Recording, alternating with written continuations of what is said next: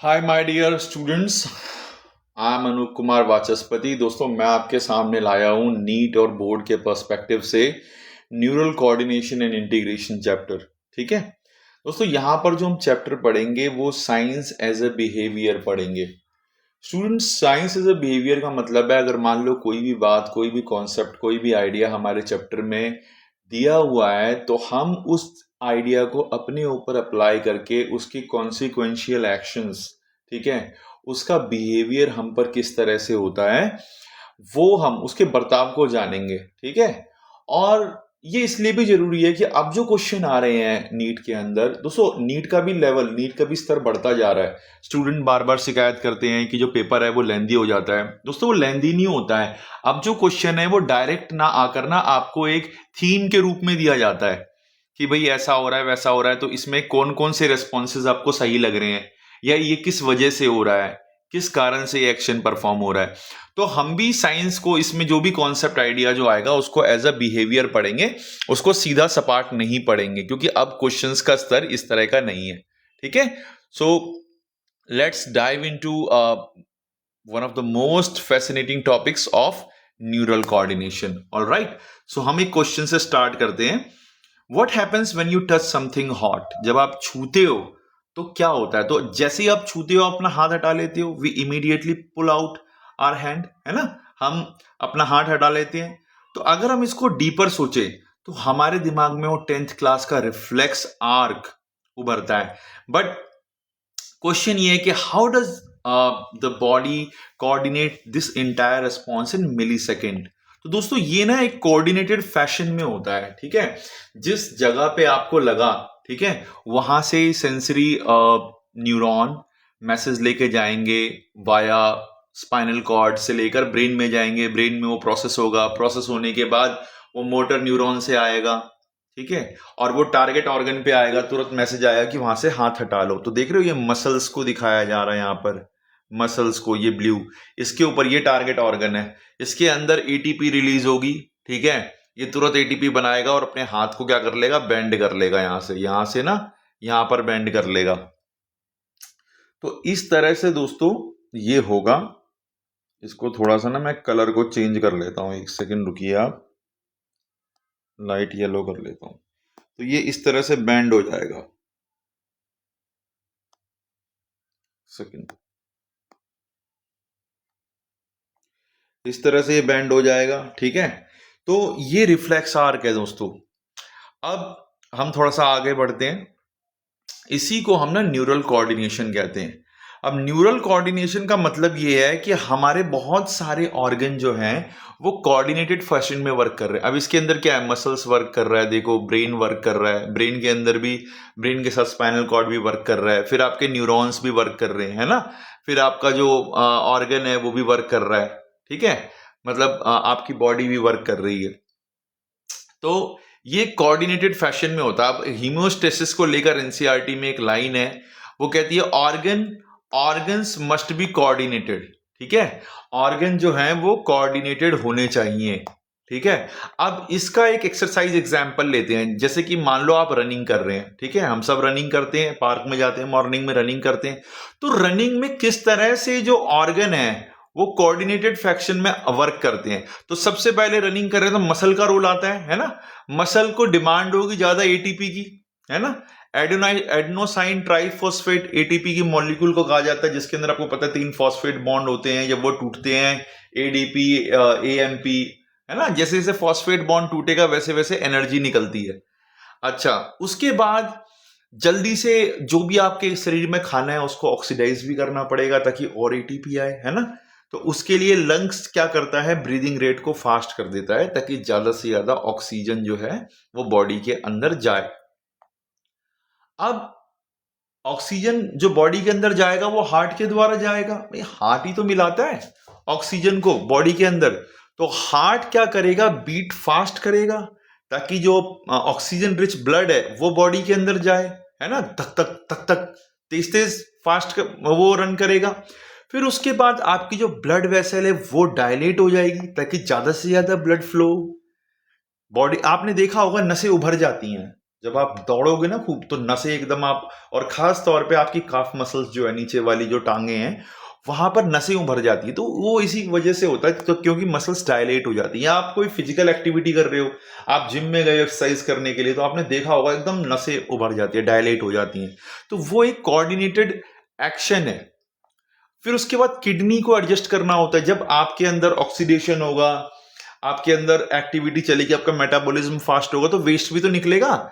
तो kidney adjust करती है to handle the increase metabolism. ठीक है। अब देखो, एक मेरा स्टूडेंट था यहां पर ना, मैं इसे क्लासरूम फैशन में बनाऊंगा, जहां पर स्टूडेंट जब कुछ क्वेश्चन करते थे तो मैं उसका आंसर देता था। तो एक क्लासरूम सेशन टाइप होगा। ठीक है, कि भाई किसी ने मान लो क्वेश्चन पूछा, कोई डाउट है, क्वेश्चन पूछा, तो मैं बताऊंगा कि मैं यूजुअली कौन से क्वेश्चन फेस करता हूं इसको पढ़ाने के दौरान, और उसका आंसर क्या है। तो अभी आपने जो देखा, these all organs work like an orchestra musicians. Okay, they they must play in harmony. ये सारे के सारे ना हारमोनी में होने चाहिए। ये नहीं कि किडनी अलग काम कर रहा है, कोई ऑर्गन, ये सारे के सारे एक साथ काम करते हैं। ठीक है, तभी एक हारमोनी पैदा होती है, और इसी हारमोनी को जो कहते हैं वो कोऑर्डिनेशन कहते हैं। ठीक है स्टूडेंट्स, अब देखो, अब हम इसके आगे देखते हैं। अब एक स्टूडेंट का कंफ्यूजन था न्यूरल और एंडोक्राइन सिस्टम के रिगार्डिंग। ठीक है, अब वो कह रहा है कि भाई ये जो आप बता रहे हो, ये तो ऐसा लग रहा है कि जैसे हार्मोन एक टारगेट ऑर्गन की तरफ जा रहा है। नहीं, ये ना, ये जो है ये सारा नर्वस एक्शन है। ठीक है, तो न्यूरल सिस्टम का को हम एक एग्जांपल से समझते हैं। जैसे कि मान लो व्हाट्सएप मैसेज है, instant and specific, point two point connection, lightning and fast responses. ठीक है, जैसे कि मान लो इसका एग्जाम्पल हो गया रिफ्लेक्स एक्शन, है ना। रिफ्लेक्स एक्शन ऐसा ही होता है, point two point connection, lightning, fast responses. अब हम एंडोक्राइन सिस्टम लेते हैं, तो endocrine system is like a email broadcast. Okay, slower but reaches everyone. Email broadcast की तरह है कि भाई वो सबके तरफ पहुंचता है। ठीक है, अब इसके फीचर्स की मैं बात करूं तो केमिकल मैसेंजर्स होते हैं इसके अंदर, हॉर्मोन्स होते हैं जिसके अंदर लॉन्ग लास्टिंग इफेक्ट्स होते हैं। ठीक है, एग्जाम्पल जैसे कि ग्रोथ, प्यूबर्टी। ठीक है, प्यूबर्टी में हमारे हार्मोन की वजह से आपको पता है ना, सेकेंडरी चेंजेस आते हैं, जैसे कि बियर्ड आ जाता है। ठीक है, आवाज जो हो जाती है वो भारी हो जाती है, लो पिच साउंड हो जाता है ना। तो ये सारे के सारे क्या हैं, ये हार्मोनल चेंजेस हैं, ये एंडोक्राइन सिस्टम की वजह से निकलते हैं। अब एक स्टूडेंट ने हाइड्रा के विषय में पूछा। ठीक है, क्योंकि ये एनसीईआरटी के अंदर मेंशन किया हुआ है, हाइड्रा, इंसेक्ट्स, वर्टिब्रेट्स। तो हाइड्रा की न्यूरल ऑर्गेनाइजेशन के बारे में एक स्टूडेंट अपना डाउट पूछता है। देखो ये हाइड्रा, ये एनसीईआरटी की लाइन है फ्रेंड्स, ये हाइड्रा के बारे में मेंशन कर रखा है, इंसेक्ट्स के बारे में, वर्टिब्रेट्स के बारे में। तो इसको हम डाइसेक्ट करके थोड़ा सा हम समझते हैं। तो हाइड्रा की जो ऑर्गेनाइजेशन होती है ना नर्व्स की, वो nerve net kind of organisation होती है। जैसे कि फिशरमैन नेट होता है ना, ऐसे ही ये nerve net kind of organisation होती है। ये पूरी बॉडी में, टेंटिकल, माउथ, हर जगह फैली हुई होती है ये। ठीक है, इसे फिशरमैन नेट की तरह हम समझ सकते हैं। अगर मैं इंसेक्ट की बात करूं तो इंसेक्ट के अंदर ना, मतलब हमारा जैसा ही है, बट हमारा तो ब्रेन है, स्पाइनल कॉर्ड है, फिर उसके बाद सिंपैथेटिक, पैरासिम्पैथेटिक है ना। तो उनका जो है, उनका क्या होता है, एक ब्रेन होता है और गैंग्लिया होता है। ठीक है, ब्रेन और गैंग्लिया। ब्रेन उनका हेड ऑफिस है जहां पे सब कुछ प्रोसेसिंग हो रही, सब कुछ हो रहा है, और ब्रांचेस हैं, ब्रांच ऑफिस हैं गैंग्लिया। ठीक है, यहाँ पे आप देख रहे होंगे स्पॉन्जोस, थोरैसिक गैंग्लिया, एब्डोमिनल गैंग्लिया। ठीक है, सब इसोफेजियल गैंग्लिया। तो ये सारे के सारे गैंग्लिया है। अगर मैं ह्यूमंस की बात करूंगा तो ह्यूमंस का एडवांस्ड नर्वस सिस्टम है। ठीक है, लाइक अ कॉर्पोरेट कंपनी। भाई कॉर्पोरेट कंपनी के अंदर क्या होता है, एक सीईओ होता है, फिर उसके बाद बहुत सारे एग्जीक्यूटिव्स होते हैं, फिर उसके बाद बहुत सारे आपका स्टाफ होता है। Staff is like involuntary actions, आपको पता नहीं चलता, आप तो काम कर रहे हो। ठीक है, बट स्टाफ जो है, अगर पानी की कमी है तो वो पूरी करा रहा है, अगर क्लीनिंग है कमी है, अगर गंदगी है कहीं तो क्लीन कर रहा है ना। तो ये हाईली कॉम्प्लेक्स है। ब्रेन और स्पाइनल कॉर्ड मिलकर बनाते हैं सेंट्रल नर्वस सिस्टम, और गैंग्लिया और नर्व्स मिलकर बनाते हैं पेरिफेरल नर्वस सिस्टम। ठीक है, तो हाईली कॉम्प्लेक्स है सेंट्रल नर्वस सिस्टम और पेरिफेरल नर्वस सिस्टम का ये कॉम्बिनेशन होता है। मेगा कॉर्पोरेशन की तरह होता है, इंट्रिकेट एक हियरार्की होती है इसके अंदर। मेरी काव्या एक स्टूडेंट थी, उसने पूछा कि मतलब उसको पूरा सेंट्रल नर्वस सिस्टम और पेरिफेरल नर्वस सिस्टम के सब डिविजन्स के बारे में बहुत ज़्यादा कंफ्यूजन थी, तो उसको हम थोड़ा क्लियर करते हैं। ठीक है, इसको हम फैमिली ट्री की तरह बनाते हैं। तो जैसे कि मान लो ह्यूमन नर्वस सिस्टम है, तो ह्यूमन नर्वस सिस्टम का हेड ऑफिस क्या है? Central nervous system. अब सेंट्रल नर्वस सिस्टम में क्या क्या आ जाता है? ब्रेन और स्पाइनल कॉर्ड। तो ब्रेन जो है वो सीईओ है भाई, वही प्रोसेस करता है, सारी इंफॉर्मेशन को डिस्पेंस करता है। और स्पाइनल कॉर्ड क्या है? Main managers. उसके अंदर बहुत सारे क्या होंगे? एग्जीक्यूटिव्स होंगे जो काम कर रहे होंगे। अब इसके बाद एक दूसरा है पेरिफेरल नर्वस सिस्टम, है ना? ये जो नर्व का जाल आप देख रहे हो, ये दो चीज जो है ये सेंट्रल नर्वस सिस्टम है, ये वाला, ये और ये सेंट्रल नर्वस सिस्टम है। और ये जो आप नर्व का जाल देख रहे हो ना, ये पेरिफेरल नर्वस सिस्टम है। ठीक है, ये पेरिफेरल नर्वस सिस्टम है, ये सेंट्रल नर्वस सिस्टम है। ठीक है, तो पेरिफेरल नर्वस सिस्टम जो है उसमें एक आता है सोमैटिक नर्वस सिस्टम, जो कि वॉलेंट्री है, जो कि आप कंट्रोल करते हो। तो वॉलेंट्री एक्शन सबसे ज्यादा कहाँ देखा जाता है? स्केलेटल मसल में। हम वॉक कर रहे हैं, हाथ हिला रहे हैं, ठीक है, बॉडी मूवमेंट कर रहे हैं, लोकोमोशन कर रहे हैं, तो कंट्रोल स्केलेटल मसल्स। ठीक है, फिर उसके बाद ऑटोनॉमिक नर्वस सिस्टम। तो ये ऑटोनॉमिक नर्वस सिस्टम नाम से ही क्लियर हो रहा है कि ये ऑटोनॉमिकली, मतलब इट रन्स ऑटोमेटिकली, ये ऑटोमेटिक रन करता है। ठीक है, तो ऑटोनॉमिक नर्वस सिस्टम, इसके अंदर दो आते हैं, एक आता है सिंपैथेटिक नर्वस सिस्टम, एक आता है पैरासिम्पैथेटिक नर्वस सिस्टम। अब ये बहुत इंपॉर्टेंट है। ठीक है, सिंपैथेटिक नर्वस सिस्टम ना फाइट और फ्लाइट रेस्पॉन्स के लिए होता है, और parasympathetic nervous system rest and digest के लिए होता है। अब इसको समझना पड़ेगा। फाइट और फ्लाइट का मतलब क्या है? जैसे मान लो कि आप ना कोई एक्सपेक्ट कर रहे हो, कोई ना मोबाइल पे आपको मैसेज आने वाला है, ठीक है, किसी का मैसेज आने वाला है, सपोज बहुत डरावना मैसेज है वो, मान लो कोई कर्जे में है और उसको ना कर्जा लेने वाले ना कभी भी कॉल करके उसको उठाने के लिए आने वाले हैं, या फिर किसी ने कोई गलती कर दी है अचानक, मतलब कोई क्राइम कर दिया है गलती से, और उसको ना कॉल आने का डर है, तो बार बार क्या करेगा? वो फोन की तरफ देखता रहेगा, फोन पॉकेट में रखेगा, अपने हेड को स्क्रैच करेगा, ये सारी चीजें करेगा। तो ये फाइट और फ्लाइट रेस्पॉन्स। ठीक है, सपोज आपके पीछे जो है गुंडे पड़ गए हैं और आप दौड़ रहे हो, फाइट और फ्लाइट रेस्पॉन्स। सपोज आपको टाइगर, आप गिर गए हो पिट के अंदर, उसमें टाइगर है ना, फाइट और फ्लाइट रेस्पॉन्स। तो इसमें होता क्या है? इसमें ना हमारी आंखें बड़ी हो जाती हैं, डायलेट हो जाती हैं। ठीक है, हमारी हार्ट बीट फास्ट हो जाती है, हमारी हार्ट बीट फास्ट हो जाएगी, आंखें डायलेट हो जाएगी। ठीक है, और हमारा क्या होगा? हम सांसें जो होंगे, हम जो ब्रीदिंग होंगे वो बहुत फास्ट लेने लग जाएंगे, है ना। ये सारे के सारे इसके सिंपैथेटिक नर्वस सिस्टम के आप सोचो कि विजिबल एक्शंस हैं। अब इसका उलट है पैरासिम्पैथेटिक नर्वस सिस्टम। सपोज आप बेड पर हो, suppose you are lying on the bed, ठीक है, you you you are having full feeling after eating food. ठीक है, तो वो फुल फीलिंग जो है वो पैरासिम्पैथेटिक नर्वस सिस्टम की वजह से आ रही है, तो रेस्ट एंड डाइजेस्ट के लिए यूज होता है।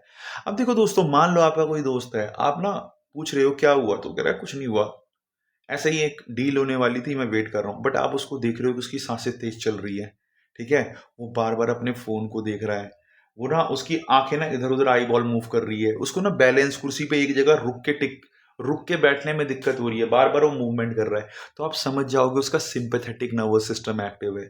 अब आप उसे क्या करोगे? आपको पता है कि वो परेशान है, आप उसे कहोगे थोड़ा डीप ब्रेथ लो, कहते हैं ना डीप ब्रीथ, तो एक लंबी सांस लो, लंबी सांस लेगा वो। ठीक है, फिर उसको ना पानी दोगे खूब, फिर उसको अच्छा खाना खिलाओगे आप, तो थोड़ी देर में वो आपको ना, वो हो सकता है रो पड़े और आपको अपनी मजबूरी और प्रॉब्लम बताए कि भाई ये चीज उसके साथ चल रही है। ठीक है, जब आपका सिंपैथेटिक नर्वस सिस्टम एक्ट करता है ना, तो बहुत बार आपका प्रीफ्रंटल कॉर्टेक्स भी एक्ट नहीं करता है, ठीक है, वर्क नहीं करता है।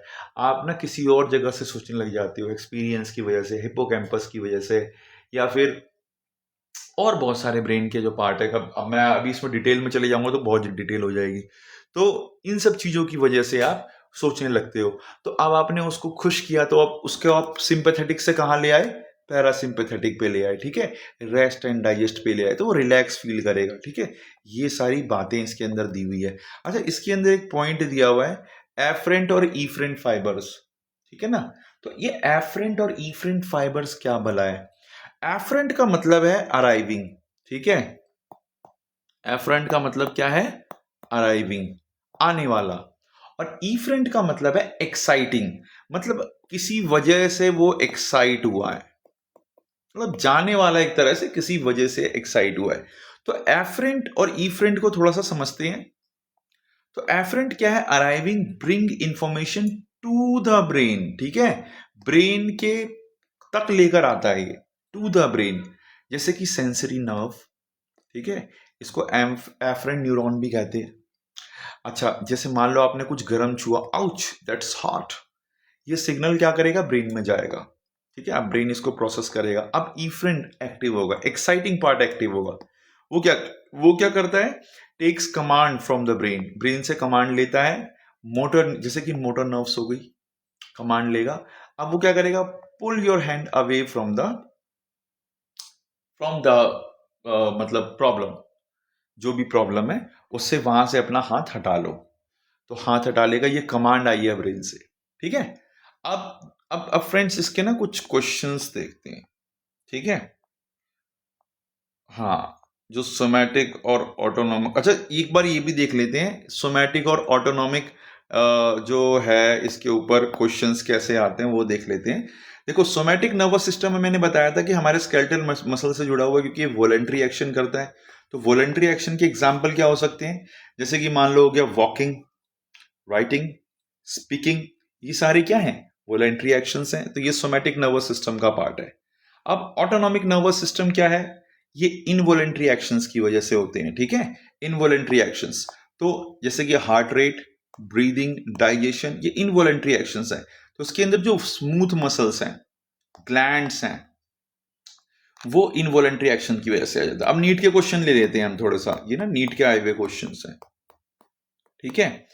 Which of the following associated with decrease in cardiac output?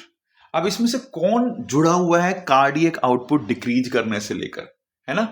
Cardiac output आपको पता ही है कि हमारा जो कार्डियक का मतलब हम हार्ट की बात कर रहे हैं, तो वो ब्लड रिलीज करता है ना। तो जो उसका आउटपुट है वो डिक्रीज करने में किसका रोल होगा आपके हिसाब से? सोचिए 2 सेकंड।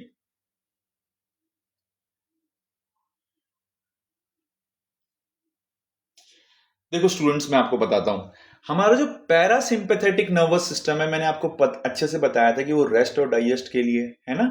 तो वो डिक्रीज करता है हार्ट बीट को, ठीक है, या फिर speed of conduction action potential जो होता है उसको डिक्रीज करता है। तो आपका जो स्ट्रोक वॉल्यूम, कार्डियक आउटपुट, वो भी डिक्रीज हो जाता है ना। एड्रीनल मेडुलरी हॉर्मोन्स जो दे रखा है वो इंक्रीज करता है कार्डियक आउटपुट को, ठीक है। सिंपैथेटिक न्यूरल सिग्नल्स जो होते हैं वो इंक्रीज करते हैं rate of the heart beat, या फिर स्ट्रेंथ, ये जो स्ट्रेंथ ऑफ वर्नेकुलर कॉन्ट्रैक्शन है, ठीक है, इस तरह की चीजों को ना इंक्रीज करता है वो। तो इसका आंसर क्या होगा? Parasympathetic neural signals. हमें अच्छे से पता है, थोड़ा सा मैंने इसको एक्सप्लेन कर दिया। अब अगला क्वेश्चन देखिए students, by which nervous system, by which nervous system and of what type the blood is supplied into visceral organs?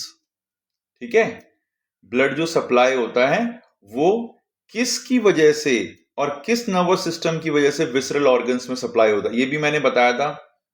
ध्यान करिए थोड़ा सा, स्मूथ मसल्स,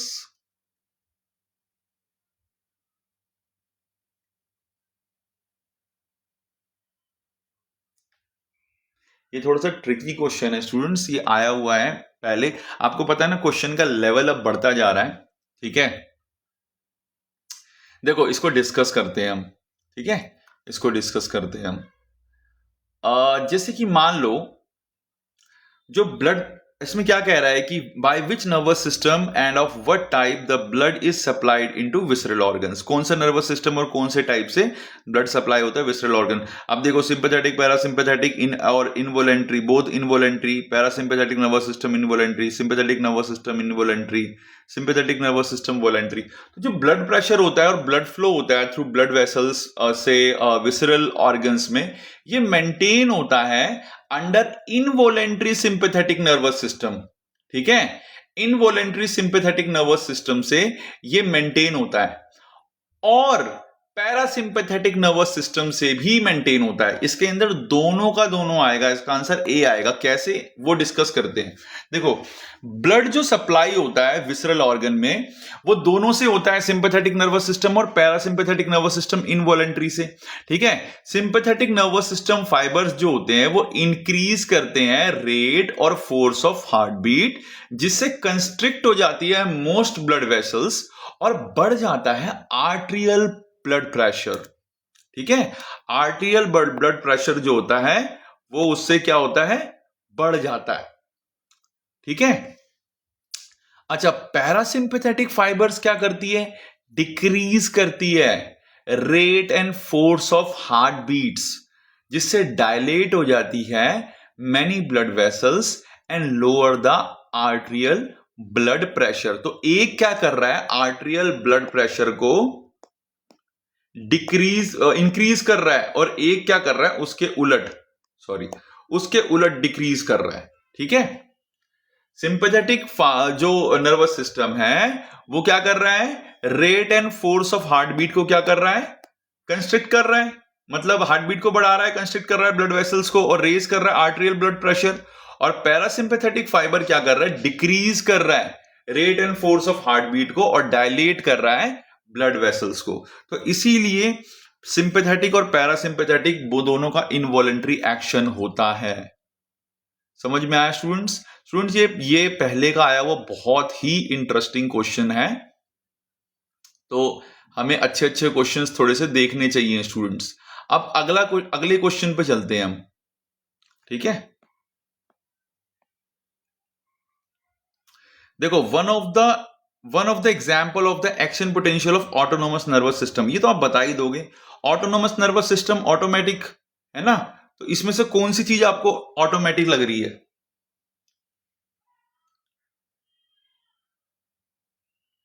देखो, नी jerk response, pupillary reflex, peristalsis of the intestine and swelling of the food, कौन सी लग रही है आपको?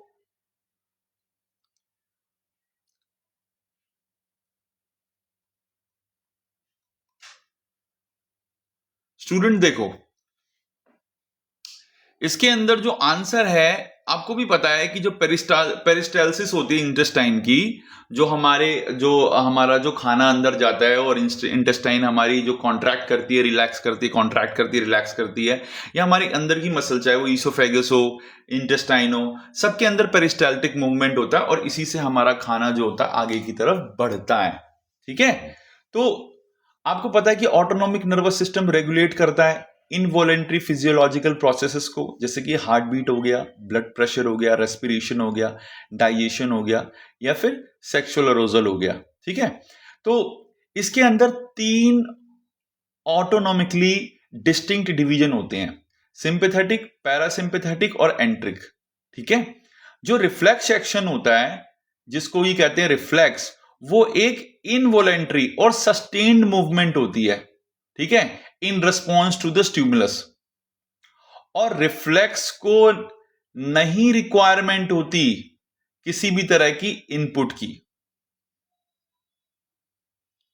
तो इसका आंसर क्या होगा, पेरिस्टालसिस ऑफ इंटेस्टाइन। ठीक है, अब दोस्तों आगे हम इसको अच्छे से डिस्कस करेंगे। ठीक है, और अगर कोई डाउट हो तो आप कमेंट में पूछें।